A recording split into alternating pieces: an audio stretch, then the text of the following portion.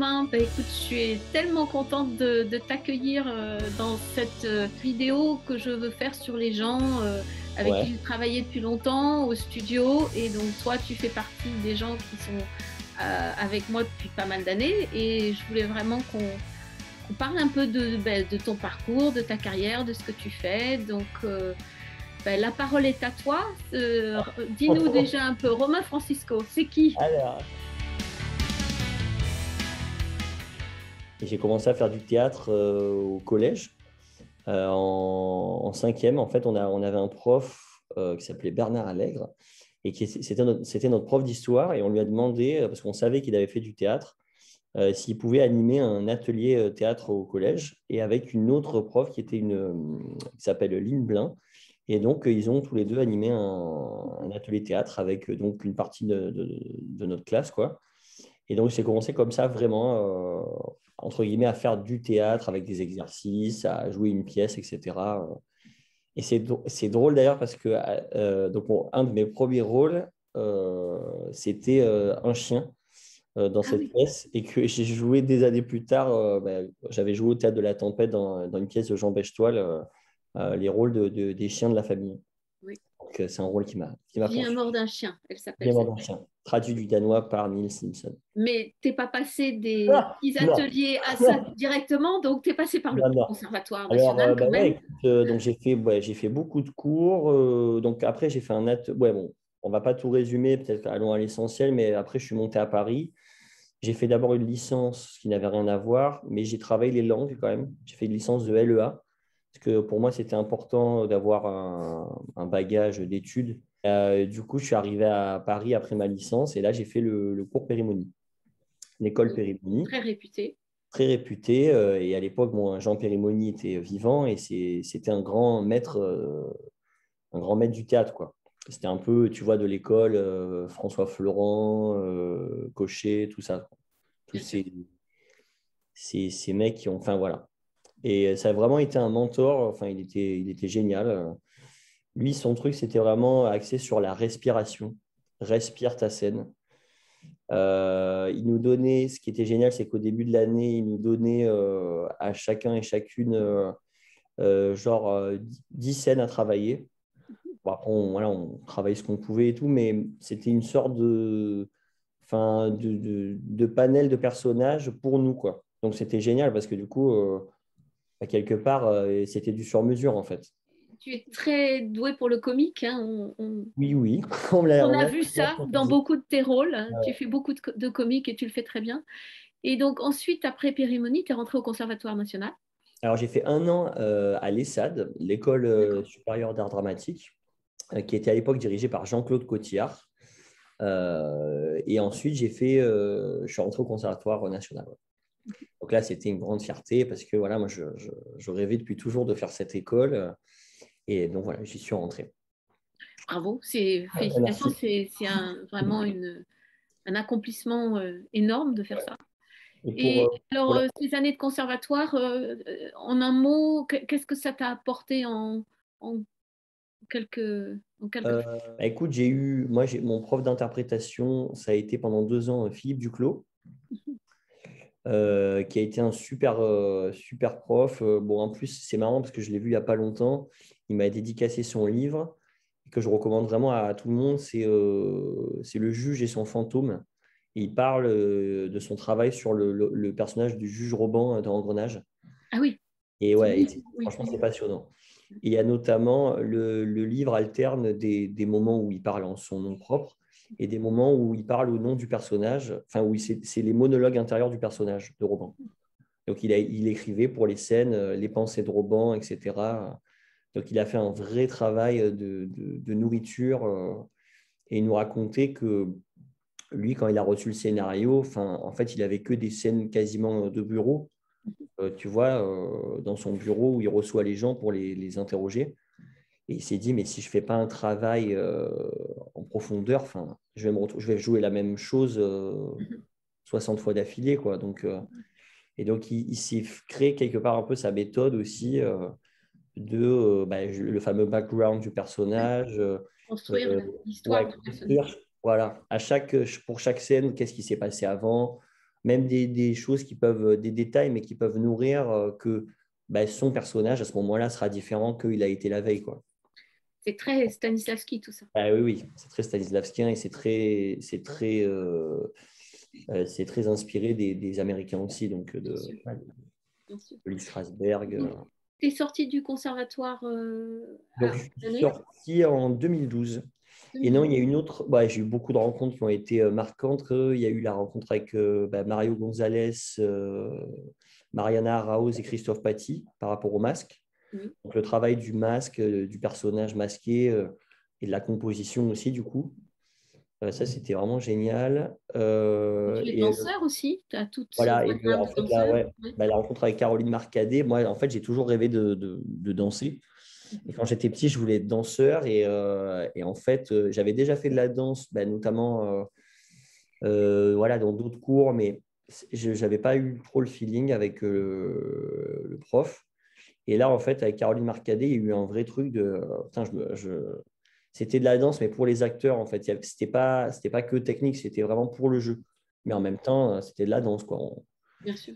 Et ça a été vraiment, enfin ouais, ça a été génial, quoi. Et après, il y a eu l'atelier de sortie qui était avec Denis Podalides, qui m'a marqué aussi. Et c'était une super rencontre. Ouais, j'ai adoré bosser avec lui.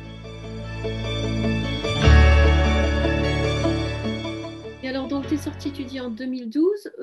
Moi, je sais que tu es arrivé au Voice Dialogue Acting Studio pour travailler avec moi en 2014, en juin Ouais. 2014. Pendant ces 2 ans, il s'est passé encore Chômage, le Emmanuel, chômage. chômage. Voilà. Non, franchement, mais c'est vrai que la sortie, elle n'a pas été facile. Parce qu'en fait, jusque-là, j'avais fait que des écoles. Mhm. Donc déjà, moi, dans ma vie, quelque part, j'avais toujours été dans un cadre structuré par l'école, quoi. Tu vois, tu vas en cours le matin, l'après-midi. Donc ta vie, elle est quand même, voilà, très occupée. Donc d'un coup, je sortais du système scolaire, donc je me retrouvais entre guillemets dans la vie normale où il faut devenir autonome et travailler, tu vois. Et là, c'est une autre paire de manches, quoi. Donc, je t'avoue que ouais, la sortie a été assez délicate. Enfin, ça a été un peu une crise, quoi, mais en même temps qui était nécessaire, certainement, tu vois. Et j'avais quand même du travail, tu vois. Je suis Oui. sorti, à la sortie, j'ai tout de suite eu un projet théâtre. C'était une mise en scène de William Mesguich. C'était Les Mystères de Paris. Donc, tout de suite, j'avais du travail, tout ça. Et en fait, je regardais le site Être acteur de Bin. Oui. Ouais, enfin, Oui. Être acteur, c'était le nom du site. Et j'avais vu, il parlait de ton travail, en fait. Oui. Il m'a Donc, interviewé, oui, effectivement. voilà, il t'a interviewé. Et donc, toi, tu revenais des États-Unis et ton profil m'intéressait parce que tu es comédienne. Voilà, tu as travaillé avec des super réalisateurs aussi. Bon, dont Romer, hein, c'est celui qu'on cite Oui. souvent. Et donc, le fait que tu sois comédienne, donc coach, et tu avais passé 20 ans à peu près aux États-Unis, 25. Oui. 25, et donc tu étais nourri aussi de leur culture, de leur approche du travail. Et il y a deux choses qui m'avaient marqué à l'époque, c'était ce qu'ils appellent les Américains le branding. Mhm. Euh, donc, le fait d'être, entre guillemets, comme une marque, en fait, et qu'un acteur ou une actrice, c'est comme. Un On a une style. image, en fait, un style, une image. Et pour se positionner sur le marché du travail, bon, je sais qu'en France, on n'aime pas trop ça, mais bon, il faut quand même bien le dire, c'est bien d'avoir une stratégie précise, quoi. Et que c'est vrai que à l'école, nulle part, on nous a appris à nous positionner et à gérer ce fameux marché du travail. Enfin, savoir qu'est-ce qu'on faisait une fois qu'on est. Parce qu'en fait, on est formé, on est armé pour jouer tout ça, mais après, on n'est pas armé pour trouver du travail, quoi. Ou que le travail nous trouve, hein. Après, ça, c'est dans les deux sens, quoi. En fait, que tu bosses les deux, tu bosses à la fois l'aspect stratégique, mais Oui. aussi évidemment sur le jeu. Et moi, j'avais envie, je sentais que dans les castings, enfin, tu sais, le fameux lâcher prise, le fameux, on te dit toujours oui, lâche prise, bon. Mais et effectivement, toi, tu travaillais donc sur quelque chose sur le voice dialogue et sur nos sous-personnalités. nos archétypes et qui pouvaient nous permettre d'accéder à tel type de rôle et tel type d'énergie. Et il y avait le mot énergie, travail énergétique, et surtout enlever, entre guillemets, les blocages qui pouvaient freiner le jeu. Enfin, voilà. Et Oui, ça m'avait vraiment, je me suis dit, ah, c'est intéressant. Hein? c'est bien ça. Ah, c'est bien ça. Et je me suis dit, ah, c'est intéressant. Ouais, s'il y a quelque chose à aller voir pour un jeu justement organique. Et puis, ces fameux freins, donc ça peut être des parties de nous qui freinent le jeu au moment où on joue. Donc, le perfectionniste, le critique intérieur, le bon élève. Enfin, voilà, toutes ces parties que j'ai pu reconnaître en moi aussi. Je me suis dit, ah, mais ces parties-là, elles existent en fait. Voilà. Et avec toi, le travail, ça a été d'aller déjà les voir, de les dissocier de notre tout, tu vois, et de les incarner aussi, et après de s'en séparer, quoi. Est-ce qu'il y a une chose du voice dialogue acting que tu utilises le plus souvent? C'est quoi ce qui t'a marqué le plus? Il y a un exercice qui est vraiment super, c'est l'exercice qui est là. Donc, c'est un exercice où on part du centre et on va d'abord voir une première partie qui est là, une partie de nous qui est là très fort. Et bon, notamment avant un casting, tu vois, il peut y avoir des parties qui sont là et donc tu vas avoir une première partie. Donc, c'est sans aller dans un truc trop psychologique non plus et de remonter à l'enfance ou j'en sais rien, tu vois, c'est juste, ben, moi, je suis la partie, ou je sais pas, je suis la partie qui en a marre, par exemple. La sensation physique, c'est, je sais pas, je me sens un peu écrasé. L'émotion, c'est un peu de lassitude. Et l'objectif, c'est foutez-moi la paix. Enfin, tu vois, bon, ça peut être ça. Tu reviens au centre, donc tu te sépares de cette partie. Et là, tu vas vers un opposé, sans trop réfléchir. Donc là, ça peut être une partie, voilà, je sais pas, il y a déjà la sensation physique est plus légère. L'émotion, c'est de la joie, du pétiment. Et l'objectif, c'est juste kiffer le moment présent, par exemple. Tu vois. Voilà. Et là, tu reviens au centre et tu fais ce qu'on appelle une séparation. Tu fais de la place au centre. Donc, ces deux parties qui étaient là très fort, ça, quelque part, le fait qu'elles se soient exprimées aussi, ça les tranquillise. Et après, tu t'en sépares. Donc, il y a quand même une intention à poser, mais juste imagine qu'elle s'éloigne de toi. Et au centre, du coup, c'est comme si tu avais fait un nettoyage de ton instrument, comme un tableau, voilà, le tableau dans la classe où il y a des vieux trucs décrits de la veille, et en fait, tu effaces, quoi, pour pouvoir écrire de nouvelles choses. Donc, cet exercice du VDA, c'est celui dont tu te sers le plus souvent? Celui-là, je m'en sers souvent parce que je m'en sers avant de jouer, mais on peut le faire de façon toute petite, même avant de jouer à la caméra, ou on peut le faire avant de rentrer dans la salle de casting, par exemple. Et c'est vrai que ça m'aide vachement. Enfin, ouais. Mais après, sur certains rôles, j'ai remarqué un phénomène qu'il y a des parties opposées au rôle qui ont peur qu'on joue ce rôle. Par exemple, si demain je dois jouer un tyran, il va y avoir une partie de moi qui va avoir peur que j'aille chercher quelque part ça chez moi, ou en tout cas dans l'énergie, en s'inspirant aussi de personnages qui ont existé, etc. Et cette partie-là de moi qui va avoir peur de me voir comme ça va pouvoir freiner le jeu peut-être. Donc cette partie-là, il va falloir la rassurer, lui dire et faire un deal avec elle en fait, et de lui dire est-ce que tu es d'accord pour toi ne pas intervenir dans le jeu pendant qu'on joue? Et évidemment, on reviendra à toi après, c'est du jeu et tu ne risques rien et personne ne risque rien. Ça reste du jeu en fait. Mais en fait, dans ce travail-là, on atteint tellement un endroit de vérité et comme on travaille quand même avec, forcément avec nous, mais voilà, des parties de nous aussi, du coup, il y a un équilibre à trouver, quoi. Et donc, c'est aussi toute la partie de ton travail qui consiste à se séparer du personnage une fois que le tournage est fini, et aussi après chaque journée, parce qu'il y a beaucoup d'acteurs qui ont pu rester dans le personnage le soir et tout. Ça n'empêche pas d'y penser, mais en tout cas, toi, ce que tu proposes dans ton travail, c'est de se séparer voilà, momentanément et d'être vraiment dans l'incarnation du personnage que sur le plateau au théâtre ou devant la caméra quand on joue, quoi. Ou dans la journée, on va dire. Mais... Et est-ce que ça t'est arrivé dans les derniers rôles que tu as joués, le besoin de te séparer du personnage le soir en sortant? Bah, je le faisais comme une habitude, je le faisais à chaque fois.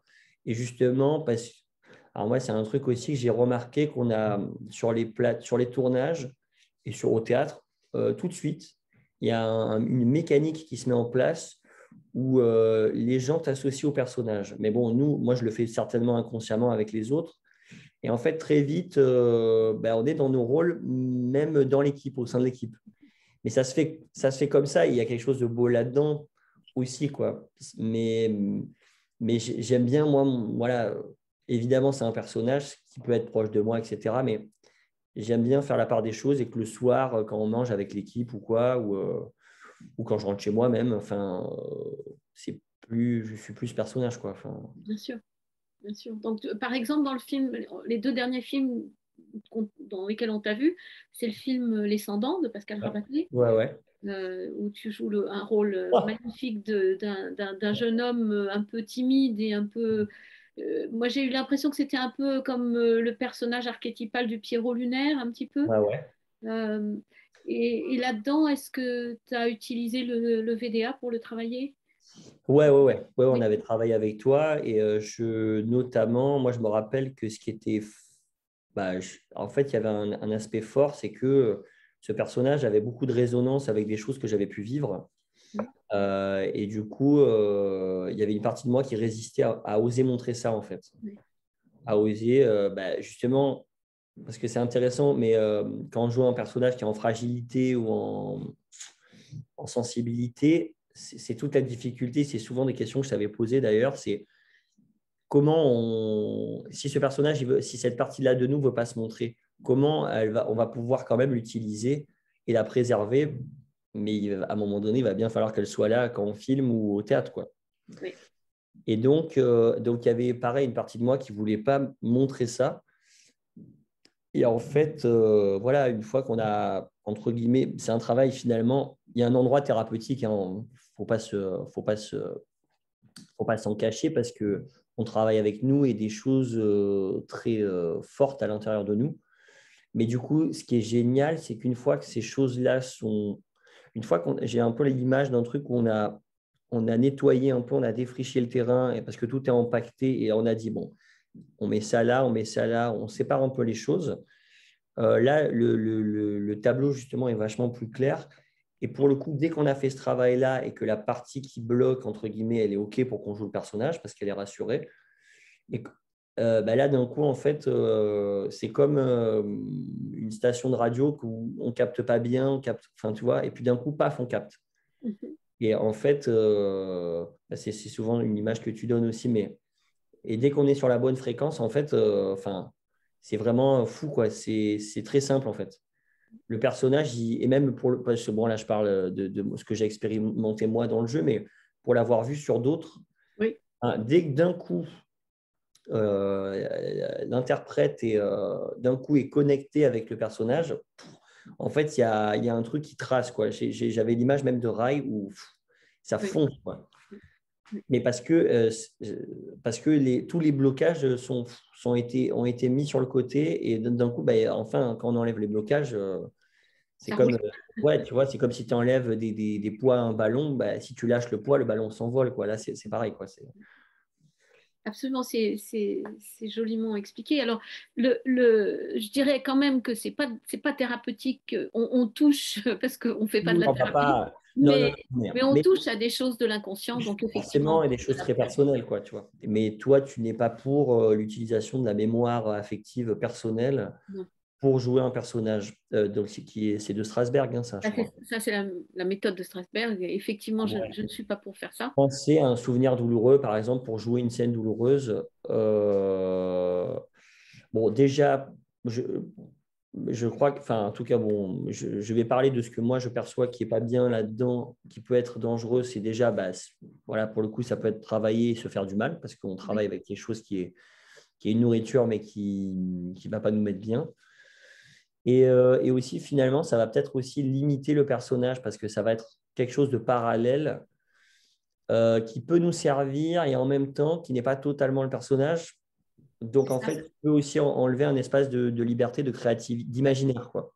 absolument, ça sort, le fait de faire ça, ça sort complètement du contexte de la Oui, pièce ou du film ou du scénario. L'acteur se trouve transporté dans sa propre oui, vie et son imaginaire de la réalité imaginaire du scénario, il est complètement court-circuité. Donc, moi, je suis contre faire ça. Et Michael Chekhov le disait aussi, c'est-à-dire que c'est beaucoup plus fort de travailler l'imaginaire que d'aller chercher un souvenir. Et en plus, on n'a pas les souvenirs de tous les rôles, c'est pas possible. On n'a pas tout vécu. oui, bah oui, oui. Par Si tu exemple, si joues tu dois Othello, jouer le rôle d'un t'as tyran, oui, voilà. tu n'as jamais été tyran, Tu heureusement. joues Othello, tu n'as pas forcément tué ta femme parce que tu étais jaloux, quoi. Enfin, Ou dans le film de Pascal Rabaté, tu n'as jamais vécu dans une décharge. oui, voilà. Donc voilà, bon, Et j'ai jamais eu de poupée gonflable. tu n'as jamais Ah. coupé gonflable.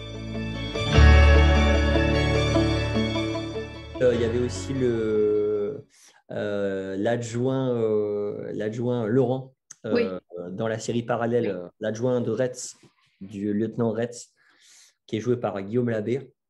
Et bah ouais, on a travaillé avec toi aussi sur ce personnage et qui est, qui est super drôle.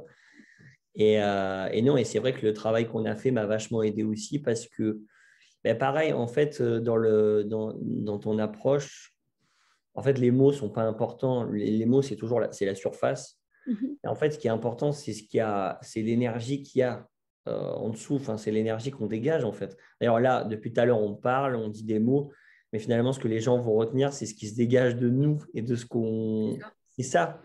Comme les hommes et les femmes politiques, je trouve que c'est un très bon exemple parce que quand on les voit parler, ils ont beau nous dire ce qu'ils veulent, souvent leur énergie est enfin, on a du mal à la mettre en phase avec le discours. On sent la contradiction. Ouais, et du coup, bah, pour ce personnage, à la base, euh, il n'y avait pas tant de texte que ça. Il y avait du texte, hein, mais enfin, quand tu lis le texte, tu ne te dis pas, bon, waouh, enfin, tu vois, c'est pas comme, je sais pas, il y a des monologues de Shakespeare où tu dis, le texte, c'est une vraie matière de jeu aussi, quoi. Mais là, le texte était assez à l'essentiel. Mais c'est intéressant aussi parce que aussi, souvent, quand il y a peu de texte, c'est qu'il y a beaucoup de choses à jouer, du coup, et c'est très intéressant.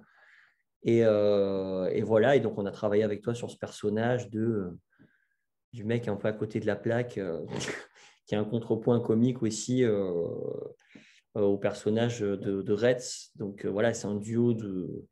Et puis c'est des archétypes qu'on a pu retrouver aussi, les deux gendarmes largués par la situation. Oui, bah, Bon, c'est l'archétype et des De Funès, hein, ça. Hein. voilà, on retrouve les gendarmes à Saint-Tropez. Enfin, Ah oui, et ils d'une sont autre mariés. façon, parce que voilà, là, on est dans un autre genre, parce que là, on est dans la farce et tout. Mais quelque part, oui, et on rejoint aussi ce truc que tu dis souvent les archétypes, c'est universel. C'est des énergies universelles. Donc, en fait, on se reconnaît. On se reconnaît dans ces énergies. Une sensation énergétique du rôle, quoi. C'est que c'est au-delà du mental ou il y a un truc énergétique moi, pour moi, c'est un peu comme de la magie, mais c'est de la magie, c'est de la magie très maîtrisée, mais j'ai l'impression qu'on fait un peu de la magie. Mais après, mais c'est qui est accessible à tout le monde en fait. C'est pas justement, c'est pas pour faire un truc élitiste ou, mais c'est-à-dire que d'un coup, ça vient, l'incarnation du personnage grâce au voice dialogue, il y a quelque chose qui passe, quoi, en fait, qui passe et qui est très puissant, en fait. Enfin, et qui passe bah, à la caméra, qui passe, voilà, et au théâtre, pareil, ça passe dans l'énergie. Et plus souvent, tu parles d'imaginer vraiment que le personnage prend toute la place. Mhm. Et cette image-là, je trouve qu'elle aide vachement parce que souvent, on sent qu'on y est, mais on y est à aller à 60%. Et en fait, voilà, quand tu dis vraiment, imagine que ton personnage, il prend toute la place du théâtre, quoi, tu vois. Donc, en fait, d'un coup, la dimension que ça prend, elle est autre, quoi. Le chant pour toucher dans le public, c'est ça Ouais. tu touches énergétiquement, tu touches le public. Et du coup, la présence du personnage devient plus forte aussi, quoi. Et est-ce qu'il y a des films que tu as tournés qui ne sont pas encore sortis et qui vont sortir? que l'année dernière, j'ai eu pas mal de tournages et là, il y a eu tout qui est sorti en même temps. Donc, tout le monde Oui. était là, mais t'arrêtes pas. Mais effectivement, c'est parce que forcément, voilà, quand ça sort, mais c'est enfin, je l'avais tourné il y a 1 an, mais voilà. Donc Oui. là, il y a un peu tout qui sort. Donc, Tout sort en même temps. Là, on voit ouais, bien ton là, nom partout, là, hein. ouais, là, ça n'arrête pas. Donc, ouais, Et ça fait quoi? je suis content parce que voilà, on fait ce métier pour être vu quand même. Enfin, c'est pas le but premier, mais en tout cas pour que notre travail soit vu, quoi. Et Ça tu devrait- donnerais quoi alors comme conseil à soit un acteur qui démarre, soit un acteur qui est là depuis longtemps, mais pour qui ça patine, tu dirais quoi?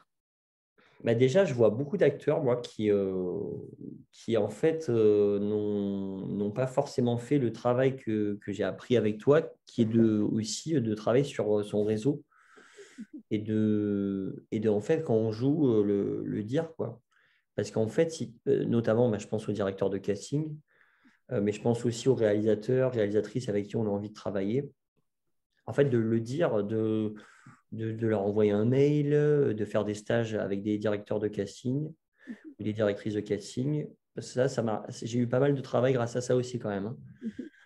C'est-à-dire donc tout un travail d'aller vers, en fait, d'entretenir son réseau.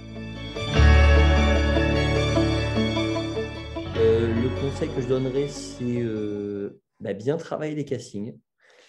Je pense qu'il faut bien les préparer.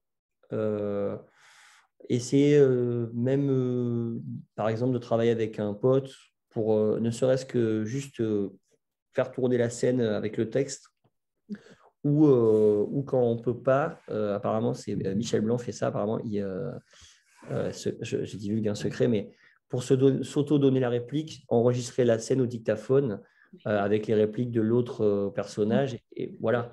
Mais c'est vrai que C'est pas un secret, hein, c'est connu, il y a plein voilà, de gens c'est qui font connu. ça. Mais c'est vrai que parce que pour faire tourner le texte, en fait, c'est important pour qu'au casting être relaxé par rapport à ça, quoi. Ouais. Bien savoir son Bien texte. savoir son texte. Ouais, ouais, bien savoir son texte. Et justement, moi, je vois pas mal d'acteurs qui font ça aussi, mais essayer de le jouer de plein de façons différentes pour pas rentrer dans une musique.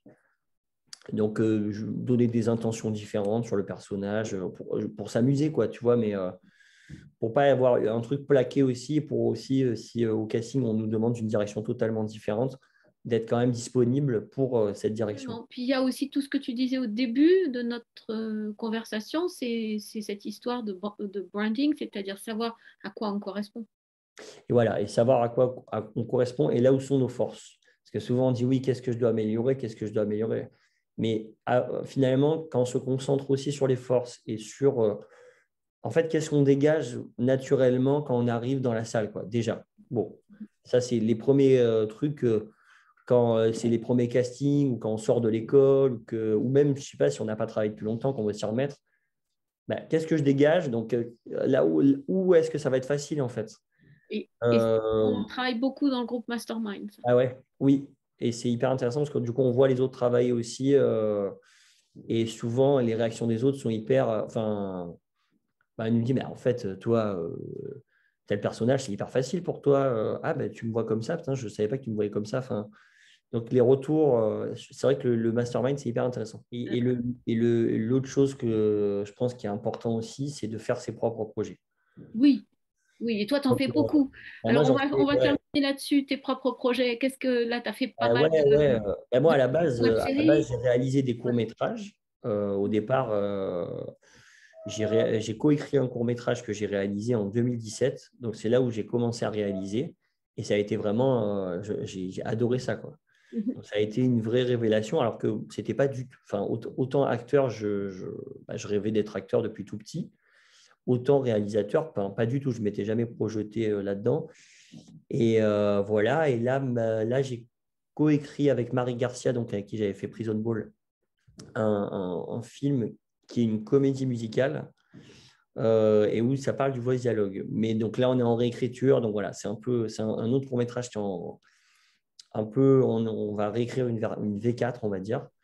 Et après, je coécris une série avec une fille qui avait déjà beaucoup avancé, mais elle m'a demandé de l'aider à finir d'écrire. Et on va écrire aussi une autre série. Voilà. Donc, beaucoup d'écriture. Beaucoup de travail d'écriture. Ouais. Et Quelqu'un de très occupé. Comment tu fais ouais, pour ouais, tout ouais. faire? Parce qu'en fait, c'est tous les jours un peu qui permet de gagner de nouvelles habitudes, quoi, et de progresser, en fait. Donc, Écoute, le VDA, c'est pareil, j'imagine, un peu tous les jours, tu vois un peu ah le ben, le VDA. VDA, c'est un peu tous les jours. Oui. Ouais. Tout le temps, en permanence, c'est une approche de la vie, des De- relations ouais. en permanence. Toi, tu dis, c'est comme du sport, quoi. C'est comme la gym, c'est comme un. C'est de la musculation Ouais. énergétique et émotionnelle. Et un autre point dont on n'a pas parlé, mais j'aime bien ton approche parce que tu considères, comme les Américains, que l'acteur est un athlète, Oui, un performeur. oui. Moi, j'avoue, j'adore ça. Ce mot-là, je l'adore. Et ça empêche, parce qu'après, voilà, le danger du performeur, ça peut être que dans la performance et du coup plus dans l'écoute avec les partenaires, etc. Et ça, c'est pas du tout là-dedans qu'on va, mais dans le sens où c'est un athlète émotionnel Mhm. ou même d'incarnation, etc. Et effectivement, oui, c'est pas rien en fait. Et c'est important de le reconnaître. Et un athlète, ça vit pas n'importe comment, ça fait pas n'importe quoi. Où on peut s'aider en ayant une certaine hygiène de vie, en travaillant Absolument, d'une certaine façon. Et voilà. Si absolument. on veut durer, après, voilà. Et d'autant plus que les acteurs et les actrices sont soumis plus que n'importe qui à des hauts et des bas très forts, en fait. Absolument. Donc, on est dans une situation où on peut avoir une période où d'un coup, on a beaucoup de tournage, beaucoup de travail, puis d'un coup, paf, on est chez soi, bon, où on retrouve son conjoint. Et en fait, il y a un équilibre à gérer là-dedans, quoi. Donc, et ça, tu travailles vachement sur ça aussi, et je pense que c'est hyper important. Eh ben, Voilà. merci beaucoup, Romain. Moi, je suis ravie qu'on ait pu passer ce moment ensemble pour parler de ton parcours. Ouais, moi aussi. Je suis très, très heureuse et fière aussi de Ouais, ouais, voir je te remercie. comment ça décolle Ouais, ouais, beaucoup. ouais. Oui, oui. Mais Et, comme ça prend le temps aussi, quoi. Tu vois, ouais. Mais tu travailles aussi beaucoup ah et oui, oui. tu fais aussi tout ce qu'il faut. Donc, on te souhaite énormément de succès pour les années à venir. Et donc, Ah ouais, ouais, ouais, de beaux rôles, de beaux rôles. de beaux rôles. Merci à toi, Emma. Merci à toi, Romain.